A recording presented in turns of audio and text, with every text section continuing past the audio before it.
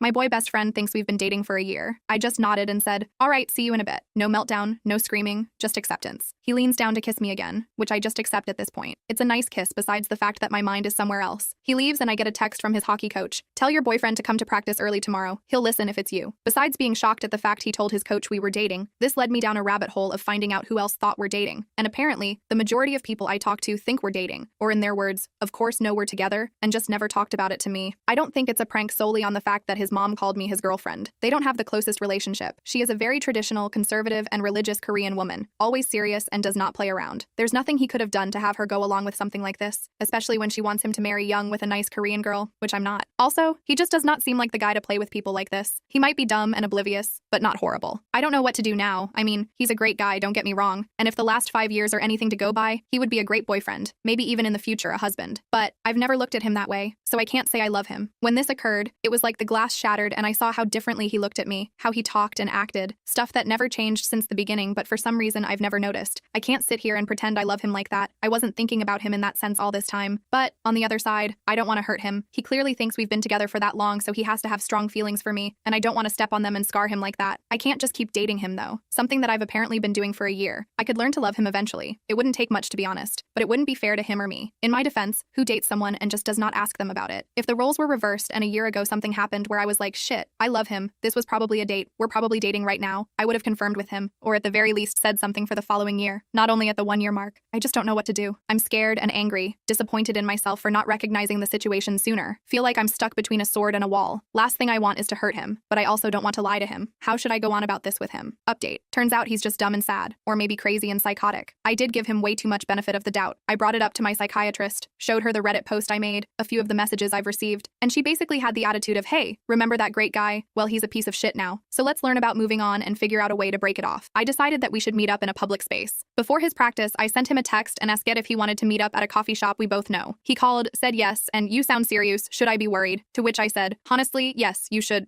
He told me to stop joking and then went on to his practice. Fast forward a couple hours, I'm sitting there and he comes in, sits in front of me and thanks me for the food I ordered for him. We start eating. I'm a nervous wreck, and he realizes, which led to him asking, are you really okay? You didn't seem good a while ago, and from what you said, I'm actually worried now. So I lay it out on him. I ask him why he thinks we're dating, why does everyone else, and what led to him thinking that. Now, he's just quiet and I'm just looking at him not saying anything. Stuff after this is a bit fuzzy because I just wanted to cry. This next shit came very out of the blue for me as well, it's just weird looking back on it. He said something like, I didn't really think we could actually date if I asked you up front, to which I said, that's how relationships usually work though, you ask. To which led him on a tangent about women in general, opinions that he shared with me and said to my eyes with no regret. What I saw in front of me was no longer my best friend of 5 years, it was a boy who grew up to be a man and to have a very damaging idea of women, stuff that I could assign to immaturity, but he had nicer things to say when he was 14 than what he told me now. I just interrupted him and asked what led him to think about women this way, since he never let his family, most predominantly his mother. I don't think even the most conservative women in the world would say what he said, but his mother still has some not so nice beliefs about women, influence him into these antiquated ideas. He was quiet for a while and that did give me some pity, until he opened that mouth of his again. You know, there's these podcasts. That let me know everything I needed to. He starts arguing and yelling that it's not him, but that they know what's right and wrong, how things should be, and to be honest, I'm not really listening to him at this point. I just want to get out of there and cry. I'm listening, but nothing is registering. Some of the milder things he started yelling are about women and our relationship with food, and how we should have a limited amount, how we're so vulnerable and emotional, ready to blame men for everything, and how we start yelling at every minute inconvenience, which is funny in hindsight, how menstrual stuff was a hoax, and that I was no doubt lying when I couldn't walk from my period pains because I wanted his attention, and that no girl can possibly feel a greater pain than a man. He also said that when we were talking about one of his classes, he's in mechanical engineering and it was something to do with car parts. It was not cute and sweet of me, let alone women in general, to act dumb and pretend I'm clueless, because that does not make me more appealing. I genuinely don't know how a car works, my bad. I tell him that if this is all a big joke, it's not funny. He interrupts me and talks about how he listens to these men but doesn't tell anyone, because he knows I and our friends wouldn't agree. Tells me I'm not a perfect woman, whatever that means, but that he would still like to date me but couldn't tell me because I'd say no and ruin his fantasy. I'm crying now, and people are noticing, so I just want to get out of there immediately. I tell him something along the lines of, you're so stupid. You genuinely could have dated me, if only you had asked. You could have had everything but you started listening to opinions of guys who have nothing. How sad can you be to pull a stunt like this instead of asking like a normal person? He starts yelling that I'm wrong and they know what is right, starting a whole rant that I don't have the strength to listen to. I stand up, start walking, and he grabs my arm. More people are staring. I tell him to let go and he only does when I threaten to call the police. I left telling him to never speak to me again. I am now home. I've blocked him on everything and told some friends what happened. They were all shocked by how he acted and what he said. One guy did tell me he was always easy to influence though. I asked why they thought we were dating and they told me it was how we Chloe acted like a couple. I guess that one is on me, combined with the fact that he told them. Yes, when they asked, and since the behavior checked out, they just never thought to talk about it with me. I'm not responding to any of them right now. To be honest, I'm moving cities in a few months with my family. I used to cry about it nonstop because I'd have to leave all my friends here, including him, and that was the last thing I wanted. Now, I'm kind of glad I don't have to worry about bumping into him. I just feel distraught, like, that was a nice friendship. It was a pillar of my childhood and now it's just gone. He said and did some nasty things, even if it was in the span of a few hours. If up until moving he comes up to me personally or tries to pick me up from class, I'll repeat that I do not want him in my life anymore. If push comes to shove, I'll call the police. I'm also sharing my location with both my older brother and father. Yes, it might be a bit delusional and not needed, but you never know. He was a great guy, and we did have a good friendship up until he decided to view women as objects and date one without asking because he deserves it. I just can't stop crying. I really thought I knew him, and for him to be able to spew those words and opinions at me like that, stuff he's always been against from what I remember, it was shocking. It's only been a few hours, but it's already weird not having that constant text or call happening. I feel like it's kind of empty, but I don't want someone like that next to me. The worst for me is that I see no change. He has no sisters, and his mother does somewhat think that way as well, and so does his father. I just feel betrayed, I guess. It feels stupid to say, but it's true. I mean, I get men like this every single day. Every girl does. It goes from professors who know me to drivers who are seeing me for the first time. Comments vary from just telling me I'm pretty to more gruesome stuff. I'm used to it. I just never expected it to be someone so close to me, that I trusted. I don't know when he started thinking like this, but now it has me feeling all gross and dirty. If he thinks like this about me and never said it, I don't even want to know what he thinks about our mutual gay friend, what his opinions are actually like when he's always been nice and respectful to her. It does help me chuckle a bit that some of the things he said were just so textbook misogyny